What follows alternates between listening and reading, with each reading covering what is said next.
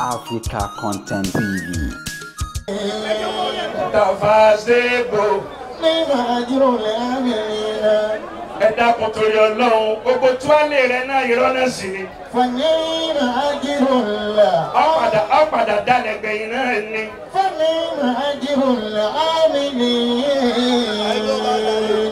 Gbogbo ẹni tó bá dẹ̀ ti dalẹ̀ ò ní dalẹ̀ tuwálé wọ́n padà lé ọ náà ni.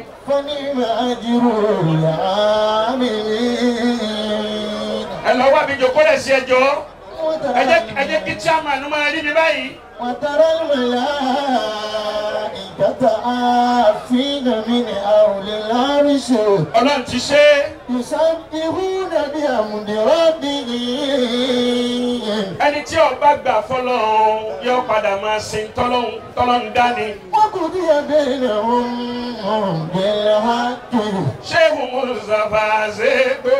يسبحون بحمد ربهم.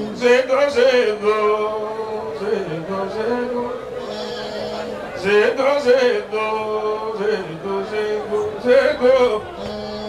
Ta ló bọ̀ yìí? وترى الملائكة عافين من العرش.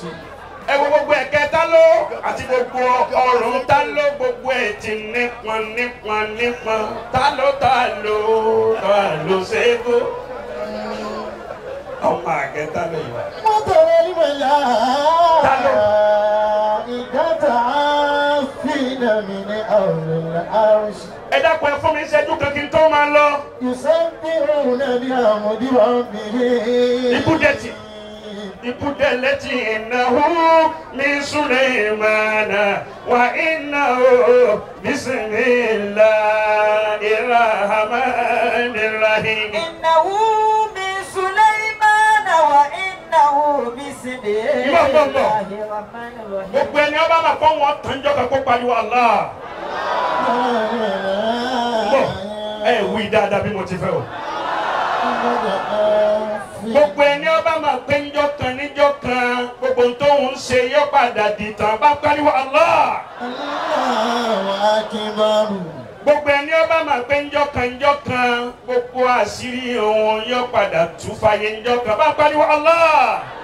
Innama dunya bala'un. Ajiwa Zego. Lam yakun fiha thubutun. Ibi Ọlọ́run máa ń gbé yàn dé náà ilẹ̀ ti dé tẹ́tù ju bẹ́ẹ̀ lọ. Harakatun sawfa tafna.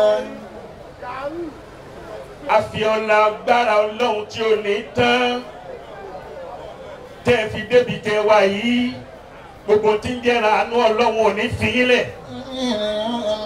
Ẹlẹ́mi ò máa wá wò pé báwo lèmi àti Zego ti pàdé àjọ lẹ́kọ̀ọ́ ní Manaka yìí. Àtẹ̀msí president àti Zego Lagos MC Abuja. Zego Lagusi gbogbo Èkó bọ́ọ̀ bá ti gbà fún Zego wọ́n kàn gbàgbé gòsì ọ̀dì.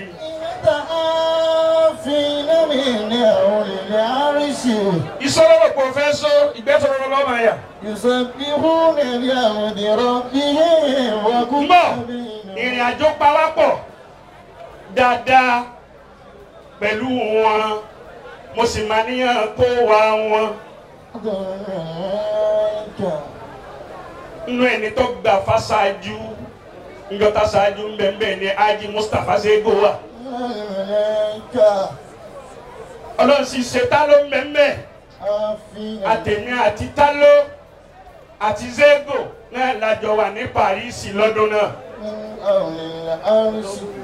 àti ọ̀dọ̀ múrí ni.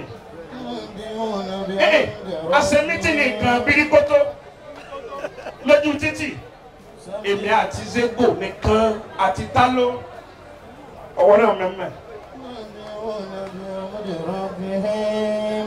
Zego wá ní ọ̀gá òun lọ̀gá òun bọ́ọ̀ bá ń sọmọṣẹ́ lónìí bọ́ọ̀ bá ti dalẹ̀ wọ́n ló dépò ọ̀gá bọ́ọ̀ bá ti dalẹ̀ ò ní dépò ọ̀gá. Ọlọ́run wá gbé yín síbẹ̀ yìí. Abẹ́ Ọlọ́run ìran kú òjijì ò ní pa ọ̀gá wa Ṣẹ́gun. Àmín ya Allah. Dákun sàmí dáadáa. Àmín ya Allah. Mo wá débi ọpẹ́.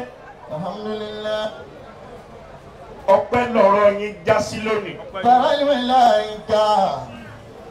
50 years ò kéré o. Àfihàn mi ní àwòrán àríṣe.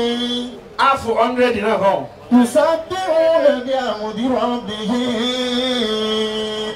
Kí lẹ fi dúpẹ́ fọ́lọ́run? Wọ́n kò di ẹgbẹ́ ìyàwó nílẹ̀ àpọ̀. Tí ó máa jẹ́ owó àwọn wàlí Ọlọ́run tí wọ́n ń bẹ níkàlẹ̀. Wàkí. Torí wọ́n ti ṣe tí mo fẹ́. Kí ni tí mo fẹ́ tí wọ́n ṣe ni pé wọ́n tètè gbé ọ̀rọ̀ fún mi kí n lè tètè máa lọ.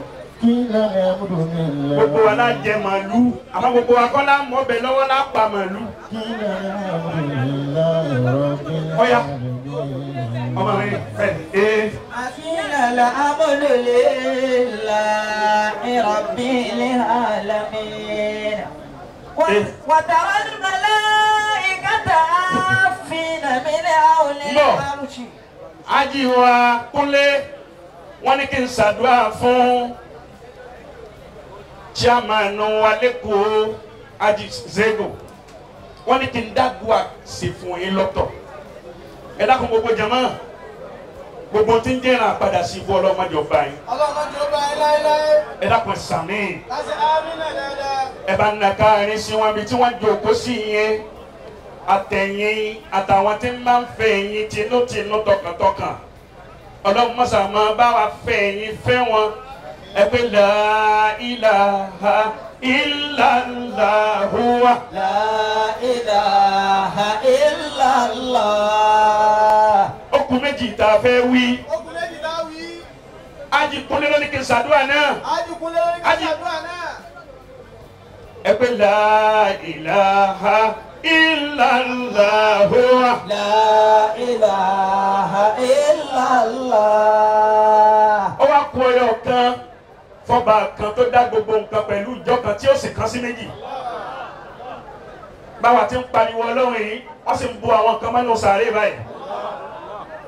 Báwa ti ń sọ pé ń gbá àwẹ̀ pé àwẹ̀ di 19 lónìí àwọn kan lájọ bẹ̀rẹ̀ rẹ̀ àmọ́ wọn ò sí láyé mọ́ lónìí. Ọ̀pọ̀ nu ẹni tí ò ní parí ẹ̀ má fèmí pẹ̀lú rẹ̀ sínú lísìtì ẹni tí ò ní parí àwẹ̀ náà. Àmín. Ẹ bá sàmì dáadáa kó lọ sókè. Àmín ya Allah. Ẹ pé la ilaha illallah. La ilaha illallah. Ẹ jẹ́ ṣe àmín.